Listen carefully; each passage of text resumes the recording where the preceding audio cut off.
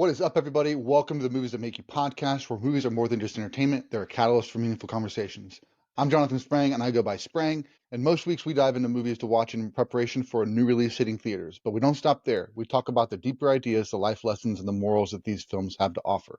This week, we're going to have our good friend Coach Nick back on the episode talking about Ryan Coogler films. He's got a new movie called Sinners that's dropping in theaters featuring Michael B. Jordan. So we're going to talk about three of his previous films, including Fruitvale Station, Creed, and Black Panther. We hope you'll jump over to our website and see all of our links. It's bio.site/movies that make you. That's bio.site/movies that make you. There you'll find all of our links to our Instagram, to each podcast stream, whether it's Apple or Spotify. You'll also find our Letterboxd link, which highlights the lists of movies that make you laugh, movies that make you cry, movies that make you scream, and everything in between. Before we dive into this week's episode, though, let's take a look at the next 4 weeks on the Movies That Make You podcast. Next week, we're going to be prepping for Andor Season 2. I know most of the time we're talking about movies, but we've got Scott Raymond going to be back on the show. He wants to talk Star Wars. I don't have a problem with that, so we're going to talk about it that week in preparation for one of the best Star Wars series that Disney has put out. The week after that, we're going to be prepping for Thunderbolts. This is the second Marvel movie coming out this year, and it features a whole bunch of the side characters all teaming up to stop a villain. Looks like a lot of fun. So we watched a few Marvel movies where these characters were introduced, and we had a lot of fun with those, and we'll talk through all the Marvel stories that we can on that episode. The week after that, we're talking about Tom Shadyac films. The three films in particular are Evan Almighty, Bruce Almighty, and Liar Liar. Three of these films that have a really strong moral, so we wanted to take a look at those. They requested to watch Bruce Almighty. I said, let's make an episode out of it. The week after that, Kristen's going to be on. We're talking Final Destination films. This is one of the horror films that she actually really enjoyed. So we rewatched all the ones leading up to the new one. Bloodlines looks amazing. Looks very scary, so we're looking forward to that conversation. Hope those episodes excite you. So without further ado, let's get to the podcast. We are back with another episode of the Movies That Make You podcast, and I am joined by my good friend, Coach Nick Hot Cold Shephard. What is up, my man? What's up, John? It's nice to see you again on the podcast again. Our last one was great. We had good chemistry, man, so I couldn't help but come back and have this conversation with you. Dude, I appreciate it, man. It was a lot of fun. And actually, one of my first, on video, we did the Google Hangouts, and I had the recording of us on video. So I might put that up at a later date where we can actually do the video. But, starting in January, we started going on video. So it's good to have you. Everybody can see your beautiful face and your beautiful hat and your beautiful smile and all that stuff. So yeah, last time you joined us, we just did kind of a one-off episode of boxing movies and had a lot of fun with Southpaw and Hands of Stone. Yeah, favorites. Yes. And tonight we're going to be talking about three movies from the director Ryan Coogler. He's got a new movie coming out that's going to drop this Friday. As this episode drops, it's going to be this Friday, called Sinners. And it's also, what's great too is all of his movies also star Michael B. Jordan, including Sinners. And he's playing at least twins. He might be playing more. We don't know yet. I don't know the plot of the movie, but it's Ryan Coogler and Michael B. Jordan pairing up for Fruitvale Station, Creed, and Black Panther. Those are the three movies we're going to discuss today to kind of get ourselves in the mindset for what Ryan Coogler brings to the cinema. So before we get into that, though, let me know, man, fill us in on how your life's going these days. Man, I am literally taking one scoot at a time, and I absolutely mean that. I recently tore my Achilles heel. We had a podcast set. I went into the gym. I was just having a good time, man. It was a very light workout, one of the lightest workouts I feel like I did in a long time, because I was trying to work my way back into the groove of things, and I just took a bad step back and I tore my Achilles heel, man. It was an instant tear. I felt it the moment it happened, but the one thing I can tell you, I'm a little crazy because I still finished my workout. I was like, I'm here. Of course you did. I said, I'm not going to be able to work out for a while. I know I'm injured. I'm going to finish this one at least. Outside of that, man, one thing I can say, and just on the conversation of movies, I always watch these movies where these athletes, they injure themselves and they can't fathom the thought that they're injured. And I never saw myself as being that person where if I'm injured and I can't physically accept help, it took me, I'm a month of just scooting and using crutches now, and it took me until I want to say 2 days ago I just said I need to ask people for help, because that athlete in me, that independent motion in me is saying I've been doing it by myself this whole time. I continue doing it by myself, man. So the main thing I'm getting out of this injury, and it's a good thing, it's okay to ask your peers for help. And That's that's amazing. one thing I'm loving, man. So just anybody that's watching this, I need you to understand, man. If you're in a point where you need any type of help, whether it's that mental, physically, or any aspect of help that you need, don't be afraid to call on people that love you because they're willing to help you. Absolutely, man. That's a good word, man. That'll preach, as they say. Yes, sir. You know, it's also crazy too. I'm actually coming off a heel injury also. I've got tendonitis in my Achilles. I've had it like 3 or 4 times over the last year and a half. And this last time, man, it put me up for a month. I could barely walk on it. I wasn't injured. It's not torn. It's not anything except just painful. And I actually I got recovered from it, went back into the gym for like one session. And I was like, you know what? I don't want to push it too much. I'm just going to do strength days. And then just because of circumstances, didn't get back into the gym. And then all of a sudden, 2 weeks later, it's hurting again. And I'm like, I didn't do anything to my heel, but I think mine is more due to old age than it is more, it's too much activity. So I got to do all the stretches. I'm doing the stretches every night like an old man. I got to find better shoes, all that stuff. Like the doctor's like, you can't wear the flat shoes. You got to have a heel on it. It's like, okay, I'll do that. I'll do And that. that's what I'm learning too. Everybody's like, you need to do this stuff. I'm like, man, okay. Yeah, Even though I'm only 26 years old, man, I've been getting hit in the body and beat up on for 13 years. So for I feel sure. like I'm pushing 50 myself. I hear you, man. I hear you. But yeah, actually, speaking of birthdays or ages, I'm about to be 45. So Man, a whoop, month, whoop, whoop, like whoop. a month and 15 days, I'll be turning 45. And I feel good though. I feel good. I feel good about being in the gym over the last year, getting more in shape. I did take some time off at the end of 2024, and then when I came back, had the heel issue. But I went back tonight, and I'm going to try to stick to it and be consistent because I know it's just about getting there and showing up. You know, Mm-hmm. that's all it is. Sometimes is just showing up. So that's what I'm going to try to do. So let's kind of jump into these movies. Let's talk about them. So the first one we're going to talk about, Fruitvale Station, came out in 2013, and it was, for me, I didn't ever hear about this story. I hadn't heard about the story until I kind of started looking into Ryan Coogler when Creed came out. I was like, well, let me check out what he's done before. And I got to tell you, the first time I put it on, I stopped it after the first scene because they actually show the cell phone footage of him getting shot. Mm-hmm. So those of you who don't know, this is a story of Oscar Grant. He and his buddies are basically planning the night out for New Year's Eve. He's going out and they're having a good time. They get to the subway and then they get pulled off the subway by the cops. And the way the movie tells it is that the cop accidentally used his gun instead of his taser on Oscar Grant and shot him, and he died that night. For me, I hadn't heard about this one, but the movie came around the same time as we started hearing a lot more about these types of incidents. Michael Brown comes to mind, Philando Castile, like Absolutely. all of these folks that we started hearing about in the news and started recognizing, man, there is a disparity between the way people are treated based on the color of skin. We've always known it, since we've been in America, but it seemed like this stuff was becoming more out in the open. And then you get all the way to the dude that sat on the guy's neck, George Floyd, all that stuff.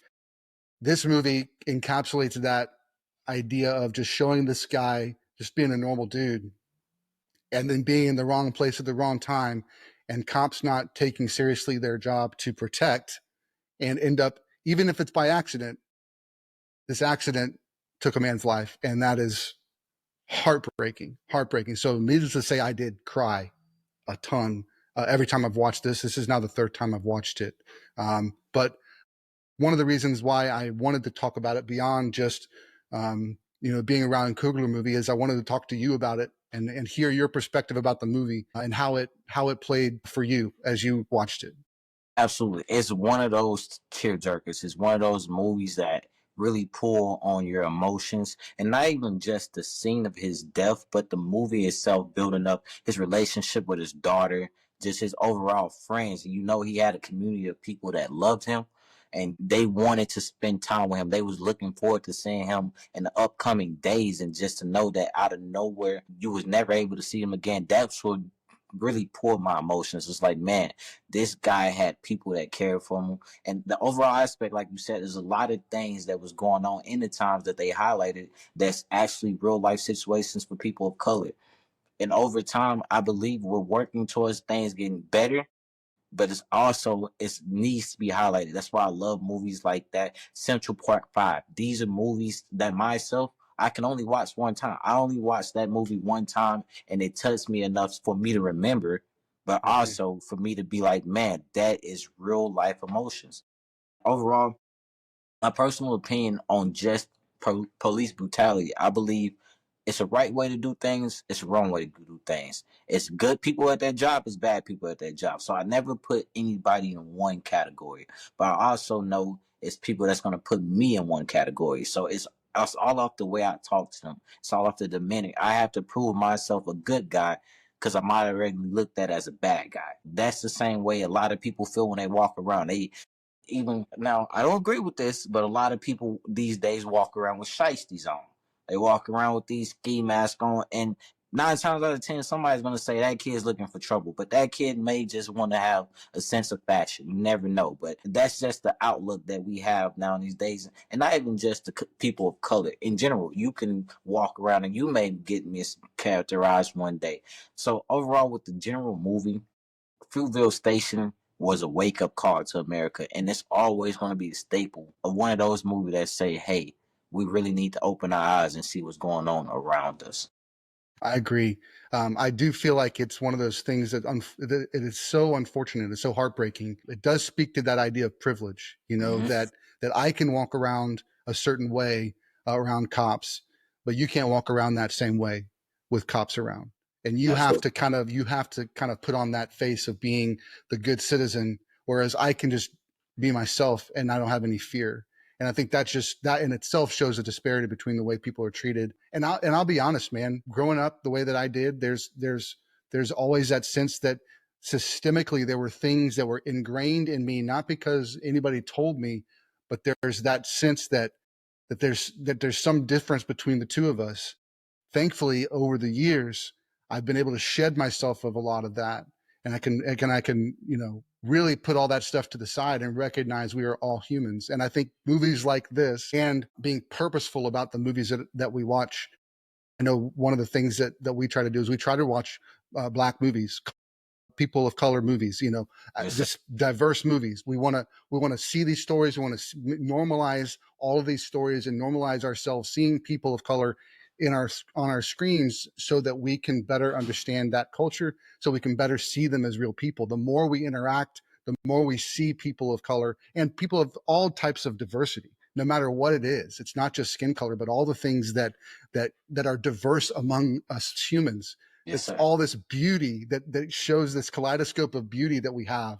Anything that can bring that to my mind and put that story in front of me so that I can better understand, I'm all for it. And we try to do that in our family. We try to do that, Kristen and I, make it purposeful about watching movies that are going to highlight those cultures for us.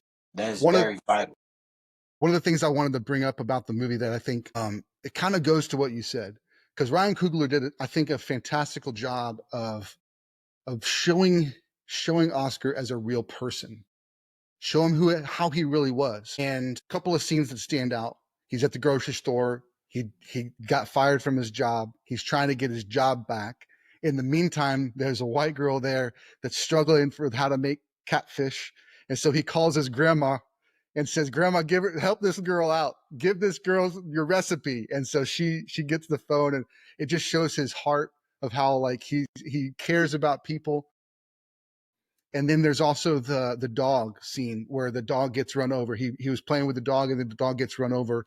I read a review once where it talks about that. That's somewhat signifying what he's going to experience later, that loss and that pain. And out of nowhere, this dog's life was taken in the same way that his life is taken at the end of the movie. Never correlated that. That is a good one. The last thing I did want to say is, to that point of him being a real person, is that when the cops are kind of pulling them out, he doesn't back down, and he continues to stand up for himself. Whereas I think there might be people that are my shade of color that would say, well, he just needed to sit down and be quiet, and then they wouldn't have done all that they did. And then I want to say, well, he shouldn't have to do that. Absolutely. He shouldn't have to do that. Absolutely. And I think that's the That's the unfairness of the whole situation. And this movie, I think, highlights that. And it gives talking points, gives us opportunity to have these conversations between you and me, between me and my wife, between me and other white folks that might watch this. And I've seen it 3 times because I saw it once and I was like, I need other people to see this movie, and I need other people to see this movie. And so there's a sense where it's wanting to make sure that we keep these stories, like we said, in front of our minds. Any other scenes that stand out in the movie to you? Man, just the interaction with the police in general, just their approach, their need to assert themselves instantly instead of, like you said, they're meant to protect us. And you have somebody coming with such dominance, as another man, you're not going to want to back down. And me personally, being a professional boxing coach, I have trained police officers. I have worked with police officers hands-on. They have PAL programs, police officers, where they actually build boxing gyms for police to train with the youth. So I know certain police officers, and they're the kindest people ever. They make you feel welcome around them, and that's the officer I will always respect. I believe no officer should go into there and instantly feel like I need to be a threatening person to somebody, because if you're feeling threatened by somebody, you're going to have guard up naturally. So my whole mindset with just police in general is just come with a sense of kindness. Tell me what you're stopping me for. Let me know what you need from me, and I'm gonna always give you the same respect. And I feel most of us will. But in that scene, when they came, it's like, hey, do exactly what we're telling you to do, or you're breaking the law. Just because you're giving me a command, if you're not physically detaining me, I'm not breaking any law by not listening to you. And I just want everybody to understand that, like, you can stand there and hold your ground without feeling like if I do anything wrong, I'm going to get in trouble. I could possibly not have my life. And that was the best thing about the movie to me in general. Like you said, he stood his ground. And a lot of people say he shouldn't have did that, but I 100% believe that that was the right thing to do, because at that point he wasn't a threat to anybody. They presented a threat to him. Yeah, absolutely. Kind of stepping outside of the movie, and this is where I really just want to hear from you. I know this movie highlighted a situation in our culture that is still prevalent and still going on. We don't hear about it as much in the news now, but there for a while we were hearing about it every day. And I just want to just share. I'd just like to hear from you. Like, what do those stories do for you? How do you approach those types of news stories? And is there anything that I can do, that our audience can do, to help raise awareness in any way? Absolutely, man. I'm going to give it to you 100%. I'm a very blunt person, man. That's 10% of the problem. Black on black crime is at an all-time high. And us as a people, we have to go and say we want to protect ourselves more than the other people attacking us. We got to protect ourselves first. I'm from Louisiana, Shreveport, Louisiana, born and raised. I have so many friends that have died from murder, being shot by another black man. But when somebody dies from a police officer, it's an outrage. That one person doesn't trump the 200 other people that got killed yesterday from some other guy that's of our skin color. So my main thing to anybody that's on this is, let's not be violent in general. And I'm a boxer, and that's crazy to say, but boxing was my outlet to escape from violence. Everybody should go find their personal outlet and say, when I get angry, what can bring me peace again? What can be my happiness? Because at the end of the day, I believe that everybody has an escape and a mindset to go and relax themselves naturally without having to blow up and then be like, man, I made a mistake. Then it will be no murders around here. I'm tired of getting calls that somebody died because somebody killed somebody. And honestly, it's not your generation. It's not my generation. It's the generation beneath us. And it makes me fear for my son. I fear for your son. Because these young men, they know they're going to get a slap on the wrist the first time. So they're willing to gamble their lives or take somebody else's life. So the main thing I have to say to the audience, my younger audience, somebody has a reason to live, just like you have reasons to live. So don't throw your life away by throwing somebody else's life away. At the end of the day, respect is the most valuable thing on this world. And if you ever feel disrespected, that doesn't mean you have to go earn respect by taking somebody's life. You can just earn respect by walking away from the situation. I will respect you 10 times more if you say, hey, this guy got out of character with me, and instead I walked away and I went to the boxing gym. I went to go work through my emotions. And it took me a long time to deal with that. I was a very angry child because of my environment. And like I said, only thing you need to do is go find a way to cope with your problems. I know some of y'all, and I'm talking to the audience now. I know some of y'all have so much going on at home. I know some of y'all don't have anything or anyone to talk to. But at the end of the day, it's going to change. It's all just a current moment, and your future is so bright. So keep looking towards the future, and always goal is to succeed one day at a time. But for me, one school at a time. Dude, I thank you so much for sharing that, man. That means a lot to hear that come from your heart, and I can tell you mean it. I can tell that it's part of who you are. It does bring to mind too for me, like when I think of someone like someone else that maybe gets criticized in the media, which is Eminem. He gets criticized because his lyrics are sometimes violent, and sometimes, I mean, a lot of times, especially early on in his career, very violent and anger filled, and that type of thing. But I remember being actually at a church gathering, and we were kind of discussing the same thing you just mentioned, like having a healthy outlet for those feelings, having something that you can do, like you said, boxing. For me, it was music, having an outlet that we can go and express our feelings. I mean, not to plug anything, but I just had my EP released. The first song on it is called "Hate Me," and I was dealing with a situation where there was someone in my life that started lying about me, started spreading rumors about me, and I didn't go spread rumors about him. I didn't go badmouth him to everybody. I sat down and I was inspired to, like, let me put this experience to song and figure out a way to express that pain I'm feeling, but in a healthy way that's not going to be destructive. And so even in the song, I offer grace in the second verse to try and say, hey, here's let's agree to, instead of building up walls, let's tear down the walls. Instead of burning bridges, let's make bridges, and trying to find that common ground to recognize that, like, we don't have to spew hate to each other, even if we feel slighted. He may feel slighted by me, but he didn't have to go out and spread that, around to everybody else and try to badmouth me in the process.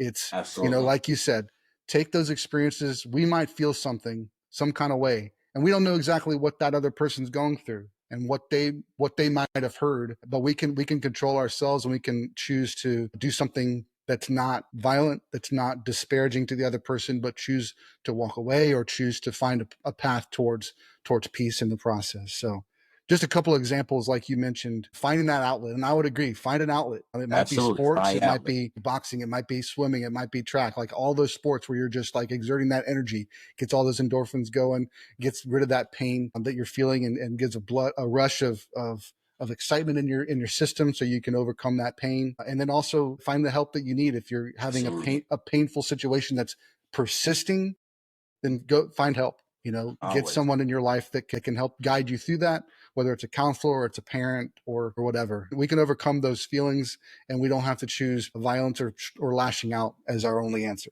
Just be willing to talk. And one more thing to even branch back off of this. It's the craziest thing. Half the people that I fought are my best friend to this day. And it's crazy to say. It's crazy to say that I've inspired a lot of people. I give you a reference. I have this good friend, MJ. Shout out to MJ. He's currently working with me now on doing creative designs for my program. Me and MJ, the first time we met, we sparred. We never knew each other. We had to spar. And we really went to go take each other head off. Like, we hated each other. We got outside the ring, and we instantly thought, we said, I thank you for giving me everything you had, because I needed to let that out and you needed to let that out, and we built this bond. So a lot of these times where you may have a disagreement, or you may be feeling some type of way, and you could have an argument with somebody, y'all are feeling the same way. So y'all have something in common. It's something that's going on with both of y'all. So just opening your mouth and talking like, hey man, what are you going through? What made you go and have these type of emotions today?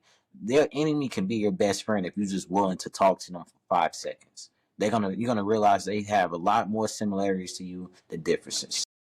That's awesome, man. I appreciate you sharing that. And that kind of leads us into the second movie, Yes. Creed. Creed is the story of Adonis Creed, son of Apollo Creed from the Rocky series. A little backstory on how this movie got made. Sylvester Stallone won an Oscar. He wrote, directed, and did everything, starred in the first Rocky won an Oscar for it, made Rocky 2, Rocky 3, Rocky 4, came back, did Rocky 5.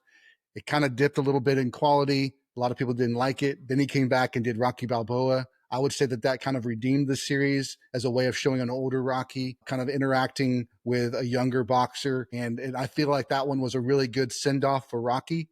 So Sylvester Stallone was done. He's like, nope, we told the story of Rocky. Rocky's done. But Ryan Coogler had this idea of picking up the story with Adonis Creed and showing what this young man who grew up without a father because of that fateful match in Rocky IV, what he may have become and what he could become if he was able to find his father's good friend and boxing partner, Rocky, and figure out if Rocky trained him, how could he be the greatest in the world? And that's the story of Creed. So he pitched it to Sylvester Stallone. Sylvester Stallone's told him no a couple times. I never knew that. And then he ended up reading the script and said, you know what, let's do it. And that's pretty much how it got made. Incredible movie. Love the story. He's basically a street boxer, or at least he's going down to Mexico to fight in the boxing rings down there. And he's coming back to the States. And then he gets called out by the heavyweight champion of the world, who's about to go away, right? Something's not happening and he's going to lose a title, but he wants to have a big payday before he does. And so he calls out Adonis Creed to come up from the no-name ranks, but he's the son of Apollo Creed, so he's well-known. His father's well-known. So he plans to fight him, thinking it's going to be just a walk in the park, but instead he hits Rocky on his side and just has to kind of retrain himself. Love the training montages, the new things that he's learning from Rocky along the way, and all that stuff. And then he ends up meeting a girl who makes music. What a wonderful, wonderful character that is. And then I love her. He ends up winning the fight, which is also something different than the first Rocky movie. He won the fight, right? Yeah, he won. Yeah, he won the fight. That's what I thought. So it kind of threw off the heavyweights champions' plans for the day, but it just was great. One other side note is that in the first movie, he really wanted to feel what it felt like to get punched, and so he actually literally got knocked out for one of the scenes, and that's the scene that made it in the movie because they're like, that's the most realistic you could ever get. The guy knocked out. Yeah, exactly. I seen the film of it, and he's just sitting there trying to brace himself. And he's like, all right, he's finna throw it. And I didn't realize he actually got knocked out until I did my own research. I said, oh, he landed that shot for real. Nice hook. It was a nice hook. Yeah, it was crazy. I saw just a clip this week where Sylvester Stallone was talking about that moment and how he said, you're not really, he's like, Michael B. Jordan was like, no, man, I'm a part of the family now. I'm part of the family now. And Sylvester Stallone, man, you haven't gotten punched yet. He's like, all right. I'll get punched. And so that's how he got knocked out. But hey, what's your take on the movie? What are some standout moments for you? What is your big takeaways?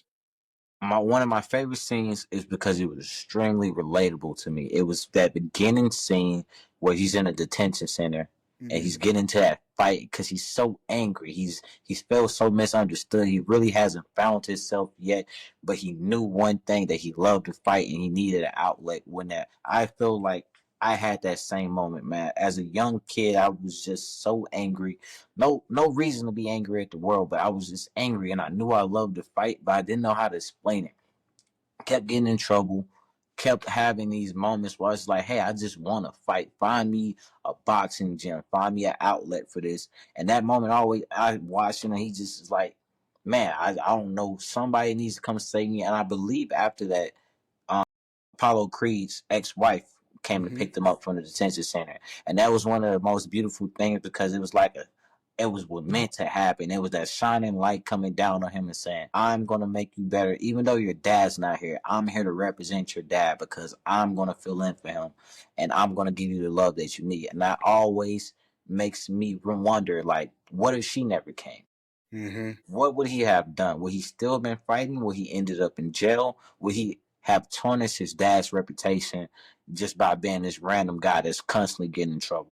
So that's one of my favorite scenes. Just that moment he's in a detention center. He's just like, this is what I'm meant to do. I don't have no purpose but to sit here and just be in trouble because that's all I know is just how to get in trouble.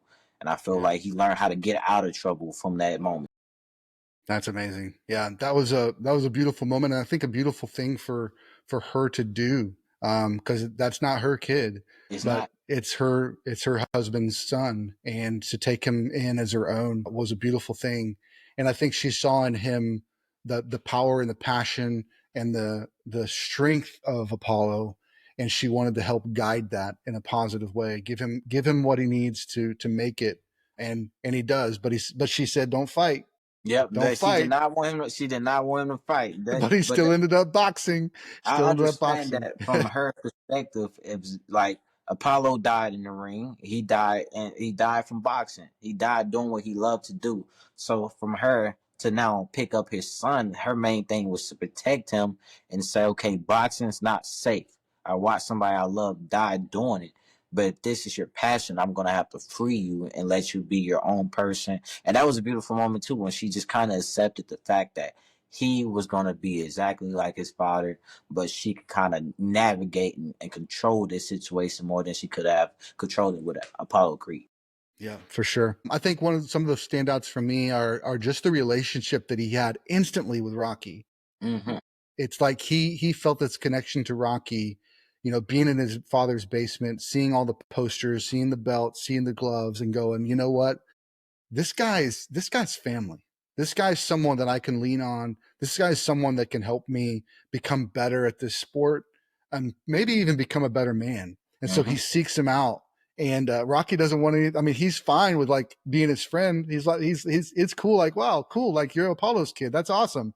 But he doesn't want to train him to fight. He wants to try to avoid that as much as possible. But then he sees the heart. He sees the dedication that he had, and he decides, you know what, I'm gonna give it a shot. That was just some beautiful moments. And like I said, I love the training montage. I mean, training montages and Yeah, that was a in nice. Rocky movies, I mean, they're the definitive, like everybody copied the training montages, even Family Guy. So but that stuff was cool. I love the rope across the ring kind of comes to mind, where he's teaching him to bob and weave. Slip and roll. And one thing Yeah. I can say about the Rocky and the Creed series, those training montages are legit. These are legit drills that boxers need to do to establish the basics of boxing. So I love that they're not just having them just go in there and do random things. It's real Mm-hmm. life. He's training people the same way I would train somebody that was going to go fight for me personally. That's awesome, man. And this is a good plug. I mean, we're going to have you back on sometime this year. We got to figure out the right date, probably maybe this summer. We're going to have you back on with the boys to talk through all the Rocky movies. So Absolutely. it's definitely excited to do that, because I think, talking through some of the specifics of each movie and each training montage, and kind of you walking us through which ones, what they're working on and why they're important to do. I think that'd I'm be gonna make awesome. them do it. All the boys, they got to do the I boxing like workout. I like it. I like it. That's awesome. Anything else about Creed that stands out to you? I know. Man, Sorry, one quick thing I did want to mention is Tessa Thompson plays the love interest, and she's I a was just about to say the musician. same thing. And sorry, go ahead. I'll let you No, say it. you read my mind. I was about to say that the love interest is seen, man. Even when they're going to go get the Philly cheesesteak, even just that raw connection and her love for music, making him understand. I believe the best thing about this movie itself is her love for music to help him become a better boxer. Because music and boxing, they go like this, hand in hand. You have to have rhythm. You have to have knowledge of how to keep a tempo, pick up a tempo, slow it down. So her coming into the scene is just like, I'm a music person, you're a boxer, we mesh together well. I love that. That was one of my favorite things about it. I believe they couldn't have nobody else play it better. She did an amazing job. Absolutely. And I think it goes to Ryan Coogler's ability to direct these scenes and to pull that out of the actors, to have that such natural chemistry. And all those scenes, I agree with you. They're so real, and they're so, like, they feel so grounded. There's nothing that's kind of painted over. It doesn't feel glossy. It feels like you're just seeing a couple get to know each other and learn to love each other. And then kind of go on this journey together, where she doesn't want to see him fight. And she Mm-hmm. ends up deciding, you know what, I'm going to go out there to support him. And all that stuff. And I think too, this also, I just remember this one too. Maybe that was in Creed 2, where somebody says something about his wife in the hallway, Tess, Mm-hmm. and he punches him. Is that in Creed 2? That's two. That's two. You Okay, because it kind right of on my. shows he's famous now and everything, and so now he's like still struggling with all that pain. So yeah, definitely, we'll talk about that another time. But Very cool. Awesome, man. Well, let's get to the last one we're going to talk about today. I mean, Ryan Coogler, again, great director, amazing director, and I think the best director to direct this next film, which was Black Panther, the first black, well, it's not the first black superhero, but it was the first black superhero in the Marvel Cinematic Universe. Absolutely. Came on the scene in Captain America Civil War, really shocked the world at how awesome that character could be. Chadwick Boseman played an incredible role, did so amazing, showing the dynamic emotions in Civil War of going from hating Bucky, wanting to kill him, to then realizing that he was not the issue, and having grace and to Cap, and providing a space even for Cap to come and heal in the process of Cap and Bucky both to heal. I think that journey, even though he was on the screen very little, that journey of that character was so amazing. And then we get to see Black Panther. We get to see Wakanda in all its glory. We get to see that whole the relationship with him and Nakia and all that. So I'm gonna let you take it, man. Tell me about Black Panther. What did you love about Black Panther? My overall, like, let's go back to Michael B. Jordan, since that was the main conversation we was having. Similar concept to the same thing on Creed. Kid left alone, his dad's nowhere around, and he's trying to navigate himself through this life, and the only thing he knows how to move out of is anger. He feels like he's owed something. My dad was supposed to leave me a throne. Same thing. That's why I love how it meshed together, because, hey, my dad's Apollo Creed. He left all these royalties to me, and I have nothing. Okay, hey, my dad was a prince. Was he a prince of it? That's what he was a prince. Yeah. He was the brother. He was the brother of the king. His dad was the brother of the king. So he's cousins to the Dome. So he's like, hey, and I have nothing. So what do I need to do to earn these rights? And man, the best part of this movie is the museum.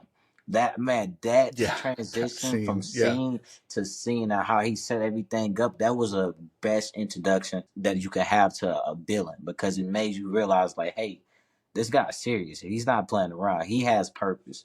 Outside of that, man, even the simple moments where they show the different tribes within Wakanda. They show, okay, these are the strong folks, and they mean business over here. These are the women. They're strong and they're powerful. Having only women protect the king is not heard of. So to just know he has a woman army sitting there watching over him, it was an amazing thing to see from the start to finish.